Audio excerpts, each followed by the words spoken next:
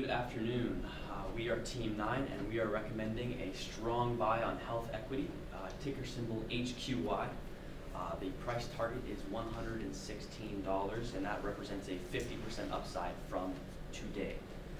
Health Equity is the nation's leading health savings account custodian, and we believe that the market is mispricing a high quality durable compounder, and we'll tell you why. Keith, to start us. So what is Health Equity and how do they actually make money?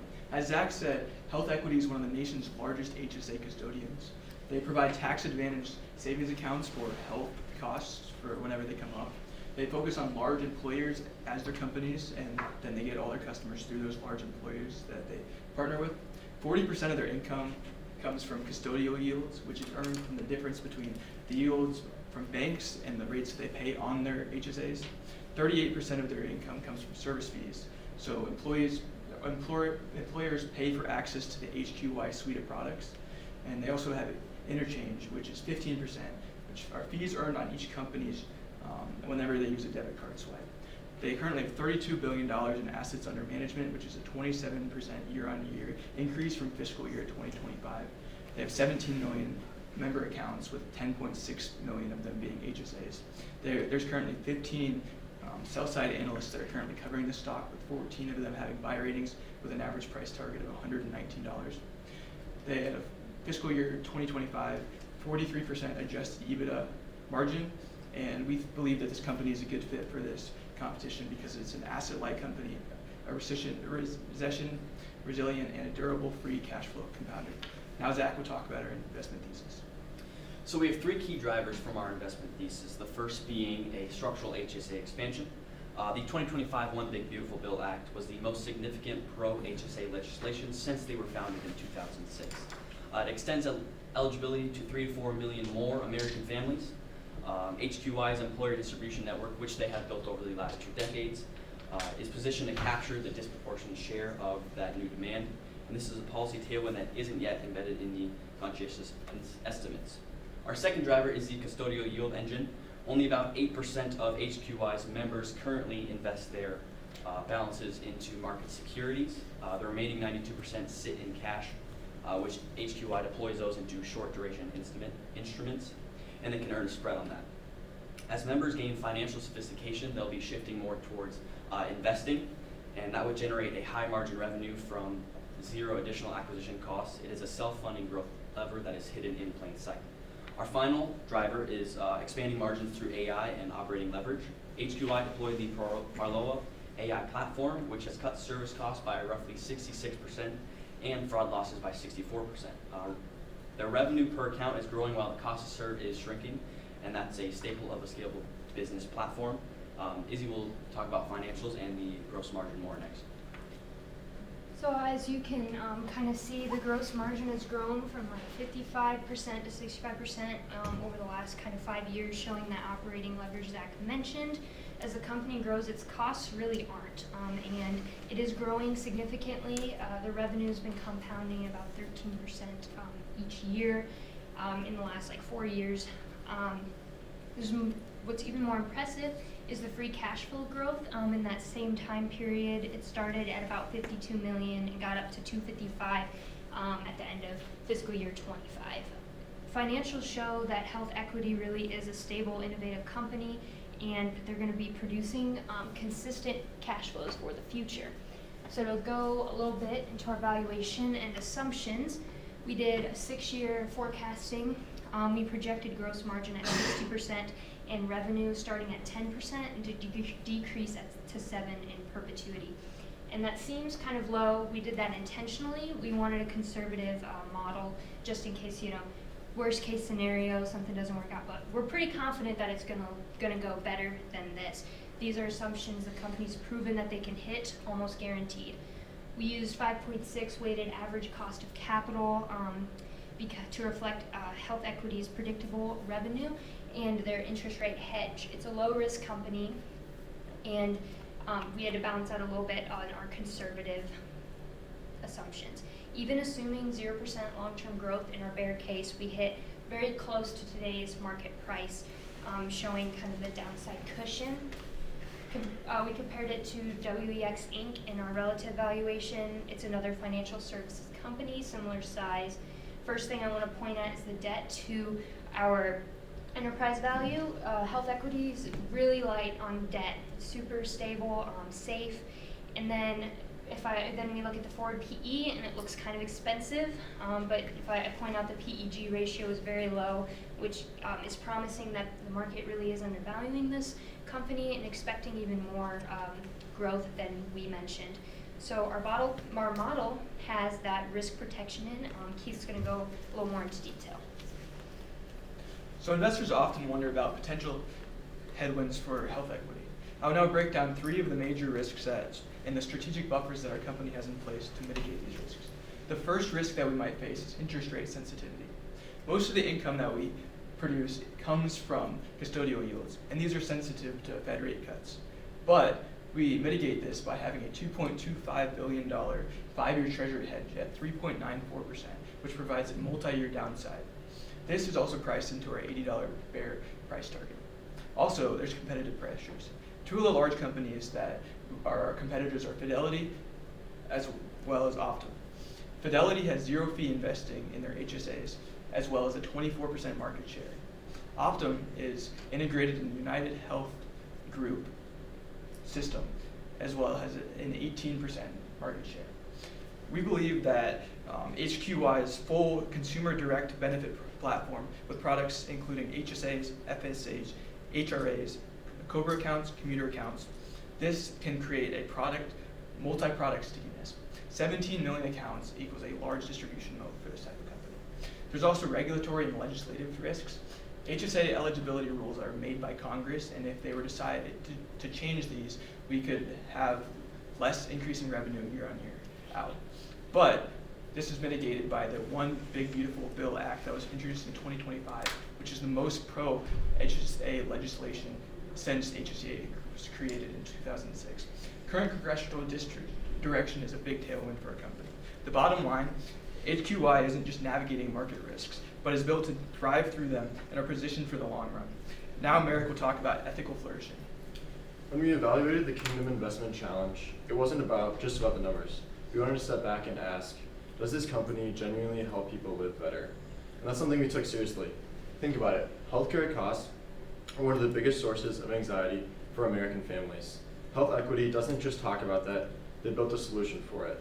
Take their Balance Booster program. It gives lower income members immediate access to HSA funds before they've even fully funded the account.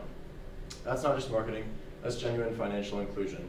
Now we want to be upfront about the ethical tension here. Health Equity makes money on interest from member cash. We wrestled with that, but honestly, it's no different than how a bank operates, and they're kept in check by tough competitors such as Fidelity. It's a real part of the business. We do not believe it's a deal breaker. Finally, let's talk about trust. With 17 million members, data privacy is everything. They follow strict HIPAA and GLBA rules, meaning that they protect the data instead of selling it for ads. Plus, their leadership is disciplined.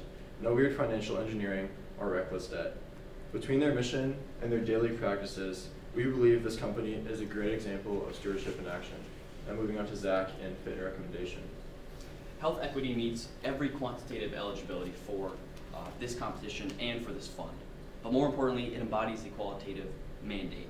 The market is pricing at 0 perpetual growth for a franchise that has compounded revenue at 13% annually for 4 years. Our bear case approximates today's price, which means you're essentially getting the upside for free.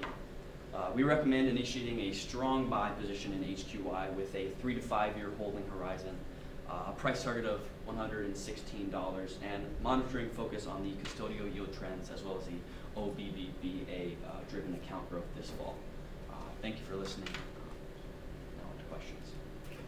So, the employees of a company, if they want to put money in the health savings account, then it goes into the company and you hold that money and do something with it, that's where your profit is, that's the whole idea? Yes. Yep.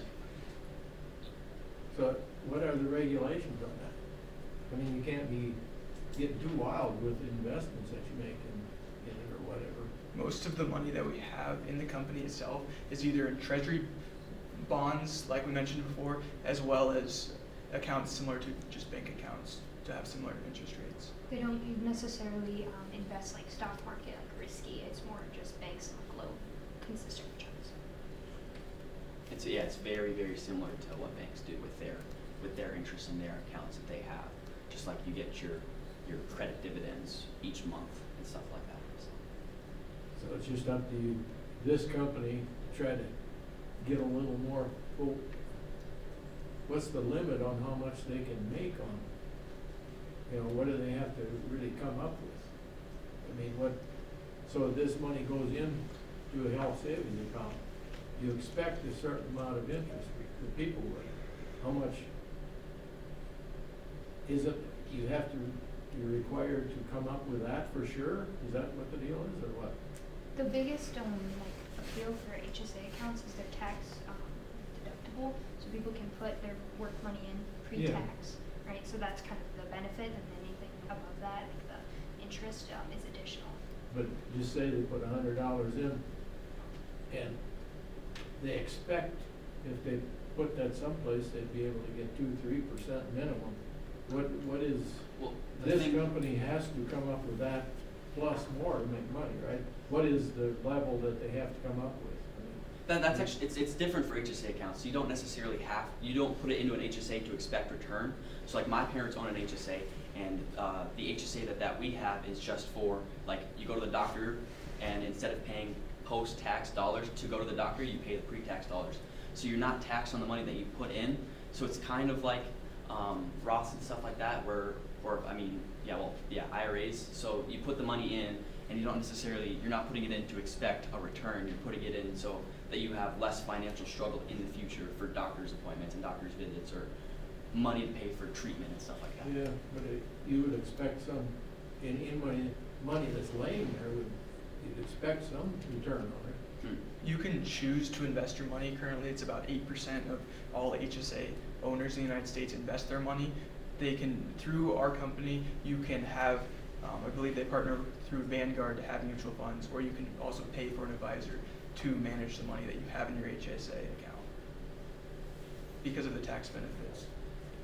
So I work at a bank and we offer HSAs, and I would say 80 to 90% of all of our HSA accounts have about $0 in it because people have to spend all their money on healthcare, right? So basically, your job is to collect the spread on a 0% account. How are your customers dealing with basically, what we hear from customers are, you're not paying us interest, there's a fee for this account. Obviously the tax benefit is the win, right? But what is the industry in general doing to make these as least to have the most cost effective as possible, right? Did you research that at all? A little bit, and some of its competitors. So there are like other options, like Fidelity, that doesn't do fees at all, and theirs is a lot more. It's a lot different. They don't take as much money, but we've seen. I mean, even in the past, people are still choosing health equity. So. And are the people that are choosing you, are they like, I think you said this earlier, I just couldn't remember. You said small to medium-sized businesses is where your niche is?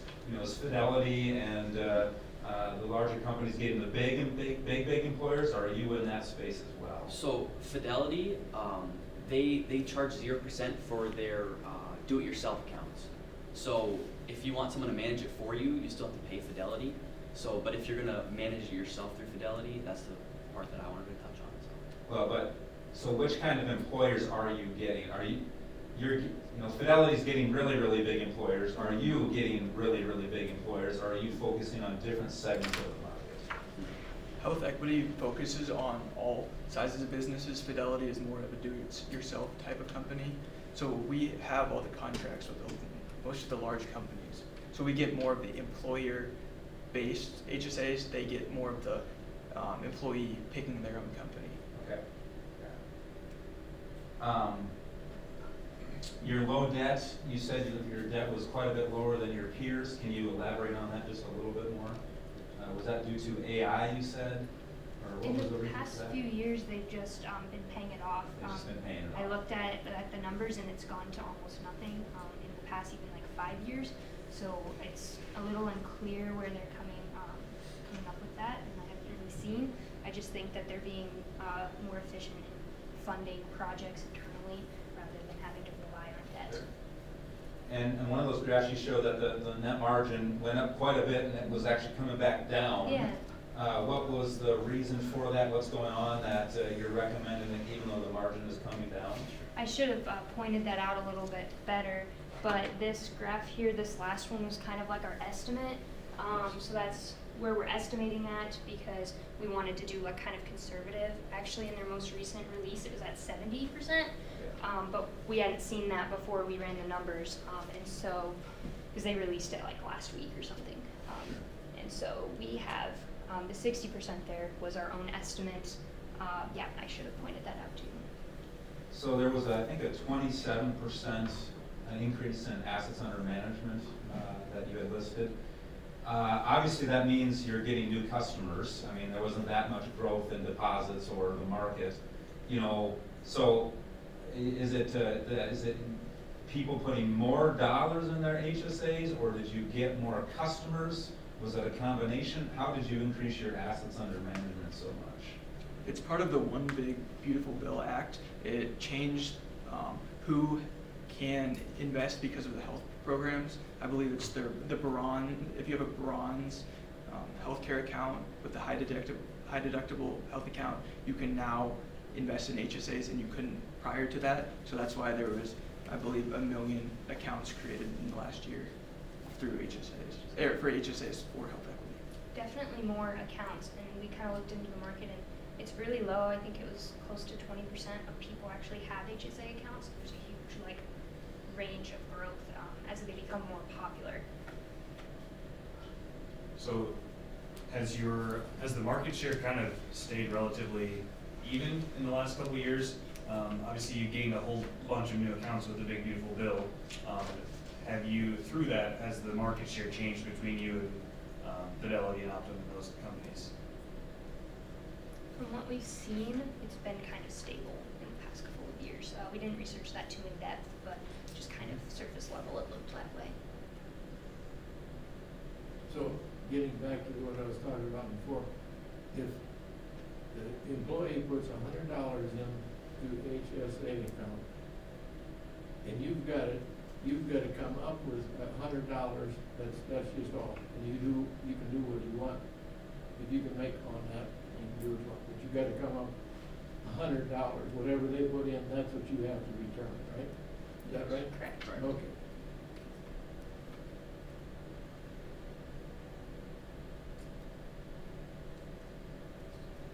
When you show a revenue average growth rate of 13% there, what is the kind of the expectation of that going forward? Are you expecting that to continue to increase at that rate? Does that kind of flatten out?